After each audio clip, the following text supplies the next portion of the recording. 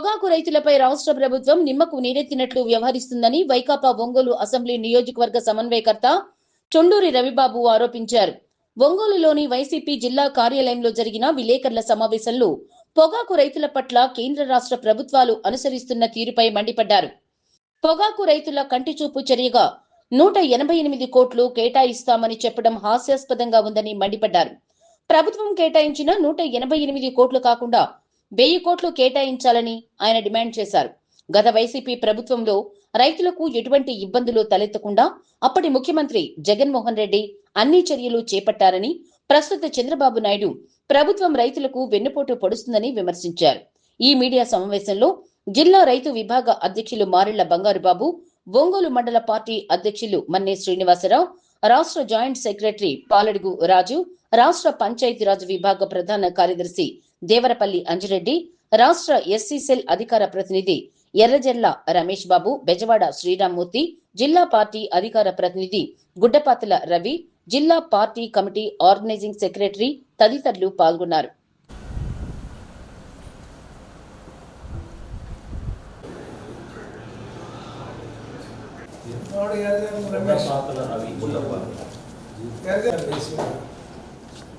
State కార్యదర్శి రమేష్, ఓకేనా sir?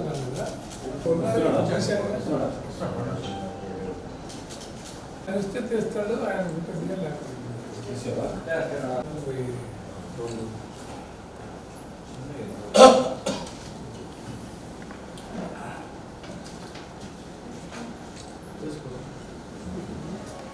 Okay, అందరికీ నమస్కారం. ఏసీఆపేయమ్మా, అందరికీ నమస్కారం. మనం పొగాకు మార్కెట్ని గమనిస్తూ ఉన్నాం. చంద్రబాబు నాయుడు గారు నిన్న కొత్తగా కేంద్ర రాష్ట్ర ప్రభుత్వాలు రెండు కలిపి 188 కోట్లు రైతులకు బోనస్ ఇవ్వడానికి ముందుకు వస్తున్నామని, అది రైతులకు పండగని వాళ్ళ అనుకూల మీడియాలో వార్తలు రాపియటం మనం అందరం గమనించాం. అధికారికంగా వాళ్ళు ఇచ్చిన క్రాప్ 142 అని, అది 236గా అని ఒక ఎస్టిమేట్ చేసి 94 మిలియన్ల పొగాకు అదనంగా పండిందని, అదనంగా పండిన పొగాకుకి ఏదైతే పండిందో దానికి ఎదురు డబ్బులు ఇచ్చేటట్టుగా ఒక 20 రూపాయల కాడికి రెండు ప్రభుత్వాలు, వాళ్ళు డబుల్ ఇంజిన్ సర్కారు కలిపి ఒక 20 రూపాయలు బోనస్ ఇస్తామని నేను అనౌన్స్ చేయడం అయింది 188 కోట్లతోటి. ఇది పచ్చి బోటకం. మీరు 188 కోట్లు ఇస్తారు, తప్పులేదు. ఒక 1000 కోట్లు కానీ లోన్ ఇస్తే, మార్కెట్కి కానీ 1000 కోట్లు సర్దుబాటు చేస్తే, వాళ్ళు వ్యాపారం చేసి మార్కెట్లో పోటీకి వచ్చి ఒక 200 మిలియన్లు, ఒక 50 మిలియన్లు 200 రూపాయల కాడికి వాళ్ళు కొనగలిగితే, లో గ్రేడ్ ఏదైతే తక్కువ రేట్లు పోతుందో అది 200 రూపాయలకు కానీ 50 మిలియన్లు కొంటే 1000 కోట్లు అవుద్ది. అది మీరు తర్వాత సీజన్లో మీరు అమ్ముకుంటే ఒక 100 కోట్ల లాభం రావచ్చు, లేదంటే ఒక 100 కోట్ల నష్టం రావచ్చు. నువ్వు ఎట్లాగో 200 కోట్లు ఖర్చు పెట్టడానికి సిద్ధమైనప్పుడు 1000 కోట్లు రుణం ఇప్పించి దాని మీద ప్రయోగం చేస్తే మార్కెట్లో డిమాండ్ వస్తుంది. అది చేయకుండా కంపెనీలతో కుమ్మక్కై, కంపెనీల మీద ఒత్తిడి రాకుండా, కంపెనీలకు మార్కెట్ పోటీ లేకుండా, ఒక వాళ్ళకి అవకాశం కల్పించడం కోసం, అంటే ఈయన ఏదో రైతులు బాధపడుతుంటే ఒక 20 రూపాయలు ఇచ్చినట్టు, అటు కంపెనీలు ఏమన్నా ఇంకాస్త దోచుకోవడానికి అవకాశం, డైరెక్ట్గా అవకాశం కల్పించడం ఇది. ఇక నేను ఎందుకంటే చెయ్యను, నేను మార్కెట్లో పోటీకి తీసుకురాను, మిమ్మల్ని ఏమి ఇబ్బంది పెట్టననే సంకేతం ప్రత్యక్షంగా ఇవ్వటం ఇది. మార్కెట్లో పొగాకు రైతాంగాన్ని దోపిడీకి పూర్తిగా ప్రభుత్వమే సహకరిస్తుందని మనం అర్థం చేసుకోవాలి. ఉదాహరణకు 2018 సంవత్సరం, అప్పుడు కూడా చంద్రబాబు నాయుడు గారు ముఖ్యమంత్రి.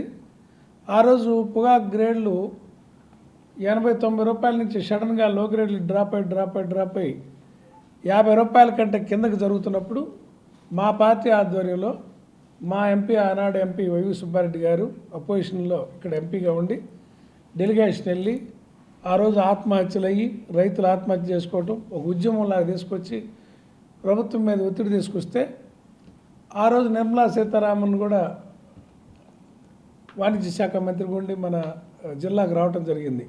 పొందూరు విజిట్ చేసింది ఒక ఆత్మహత్య చేసుకున్న కుటుంబాన్ని పరామర్శించే పేరు మీద. అంత ఒత్తిడిలో ఆ రోజు కూడా 20 రూపాయలు 15 రూపాయలు కేంద్ర ప్రభుత్వం, 5 రూపాయలు రాష్ట్ర ప్రభుత్వం అనౌన్స్ చేస్తే ఈ ప్రభుత్వం అనౌన్స్ చేసే రోజు దాకా 45 రూపాయల మార్కెట్లో లో గ్రేడ్ బలుగుతూ ఉంది, లీస్ట్ గ్రేడ్ 45 బలుగుతూ ఉంది. వీళ్ళు 20 రూపాయలు అనౌన్స్ చేయగానే 25 రూపాయలకు పడిపోయింది. 45 రూపాయలు దానికి 20 రూపాయలు యాడ్ చేస్తే 65 రైతుకు రావాల్సింది, ఆ రైతుకు వచ్చింది ఆ 45 వచ్చింది.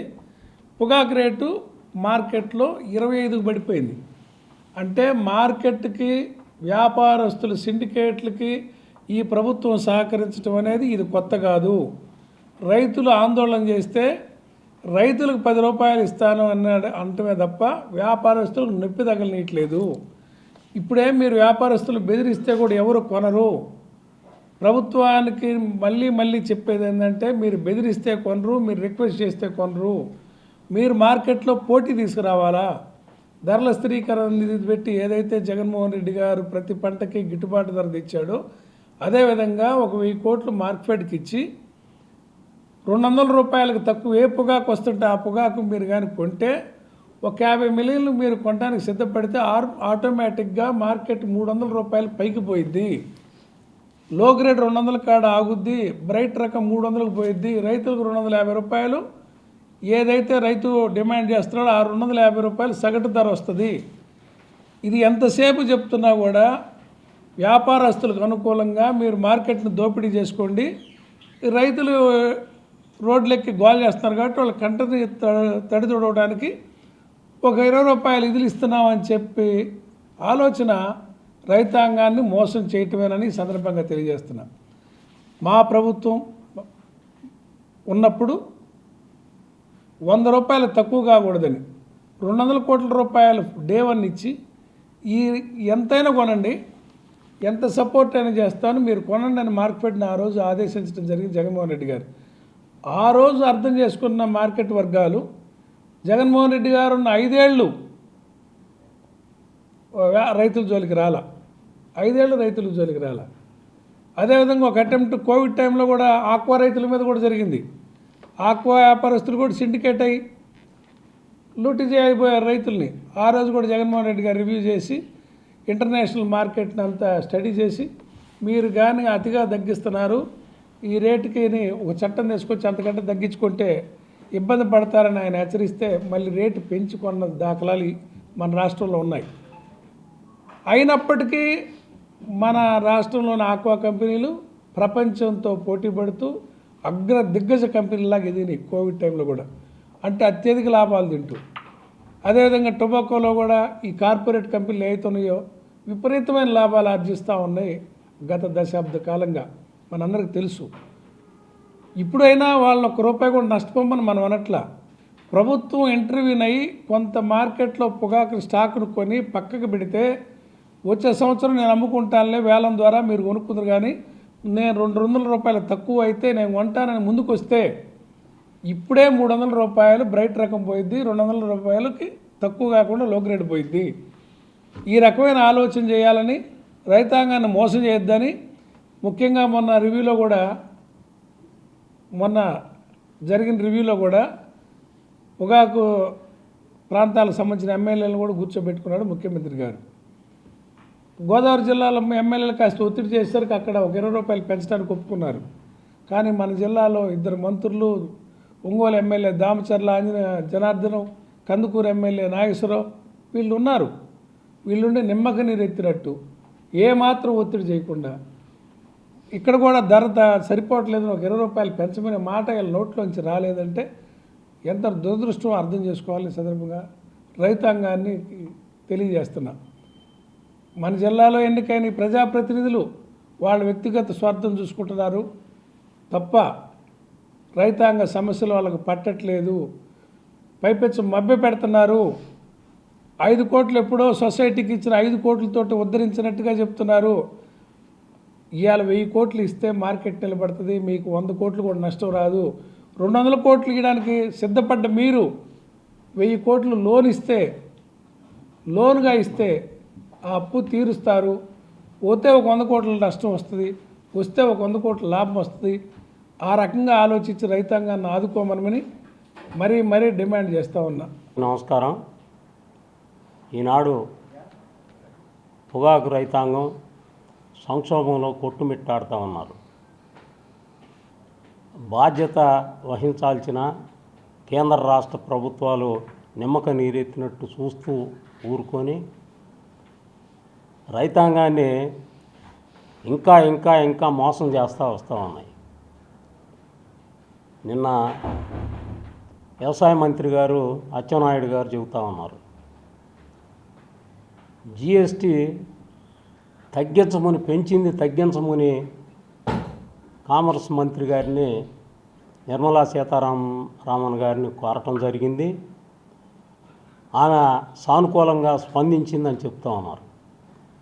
జిఎస్టీ తగ్గించినందువలన రైతులకి ఏం మేలు జరగదు, వ్యాపారస్తులకే మేలు జరుగుద్ది. వ్యాపారస్తులకి పోయేది కూడా ఏం లేదు. జిఎస్టీ అంటే ఏదో భూతంలాగా చూపించి రైతులను మోసం చేస్తూ ఉన్నారు. జిఎస్టీ ఇవాళ పెంచింది 40% జిఎస్టీ ఉంది. పెంచిన తర్వాత ఈ జిఎస్టీకి ముందు జిఎస్టీ కడతారు, చెల్లిస్తారు, మళ్ళీ తర్వాత రీయింబర్స్మెంట్ తీసుకుంటారు. అదేం పెద్ద నష్టం వచ్చేది ఏం లేదు వ్యాపారస్తులకి. అదే ఒక షాక్గా చూపించి దోపిడీ చేస్తూ ఉన్నారు. ఈ 10 రూపాయలు 20 రూపాయలు ఇవి అనేది రైతాంగానికి ఏమైనా భిక్షం వేస్తున్నారా అని అడుగుతా ఉన్నా. భిక్షం కాదు. ఇవాళ అడుక్కునేవాడు కూడా రూపాయి అయితే రూపాయి తీసుకునే పరిస్థితి లేదు. మీరు ఒక 1000 కోట్లు ఇవ్వటానికి మీకు అంత కష్టంగా ఉంది.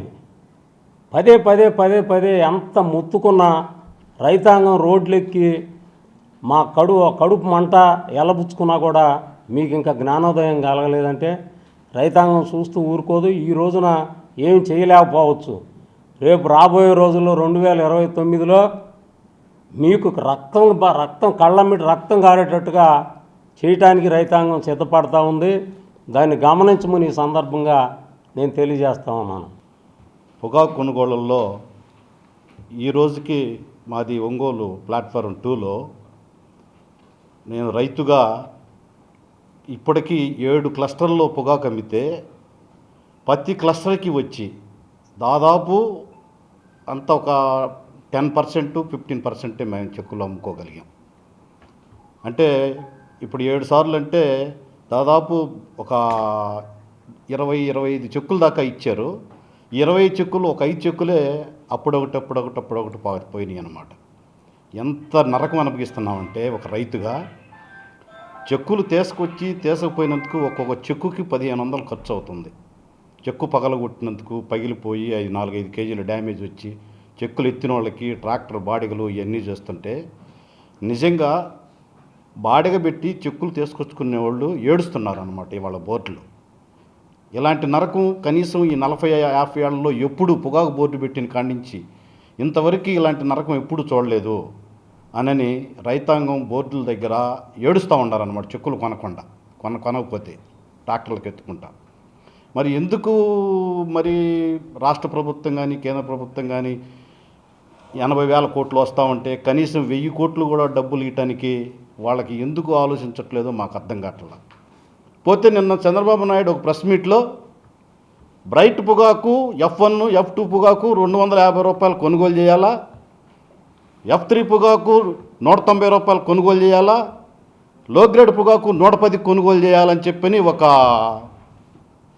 డిమాండ్ పెట్టి కొనండి అని అన్నాడు. అసలు అది మరీ దారుణమైన సంఘటన అన్నమాట. అంటే వ్యాపారస్తులకు కొమ్ము కాస్తూ వాళ్ళకి మంచి లాభాలు వచ్చే మాట తప్పితే రైతాంగం మేలు చేసే పని ఒక్కటి కూడా మాట్లాడటంలా. ఆ రకంగా వాళ్ళు కొనుగోలు చేసే పని అయితే 110 రూపాయలు 7వ నెంబర్ పొగాకు కొనే పని అయితే అసలు బ్రైట్ పొగాకు అసలు వాళ్ళకి ఆధారాలు చూపిస్తున్నారన్నమాట. ఈ రకంగా కొనండి అని 188 కోట్లు డబ్బులు ఇస్తామని చెప్పి రవణ్ అన్నట్టు 188 కోట్లు ఇచ్చే కాడికి రాష్ట్ర ప్రభుత్వం కానీ కేంద్ర ప్రభుత్వం కానీ 1000 కోట్లు ఇచ్చి అన్నట్టు సంవత్సరం ఆగినా అమ్ముకునేటట్టు ఒక 100 కోట్లు నష్టం వస్తే వచ్చింది, లేదా లాభం వస్తే రావచ్చు. అది అర్థం చేసుకొని రాష్ట్ర ప్రభుత్వం 1000 కోట్లు ఇచ్చే మార్గం చేయాలి. కానీ ఇలా 110 రూపాయలకి 190 రూపాయలకి కొనుగోలు చేయాలని చెప్పని ప్రతిపాదన రాష్ట్ర ప్రభుత్వం వెనక్కి తీసుకోవాలని చెప్పని రైతుల తరపున మేము డిమాండ్ చేస్తూ 1000 కోట్లు ఇచ్చి రైతాంగాన్ని ఆదుకోవాలని చెప్పని ఒకసారి మళ్ళీ కోరుకుంటున్నాం.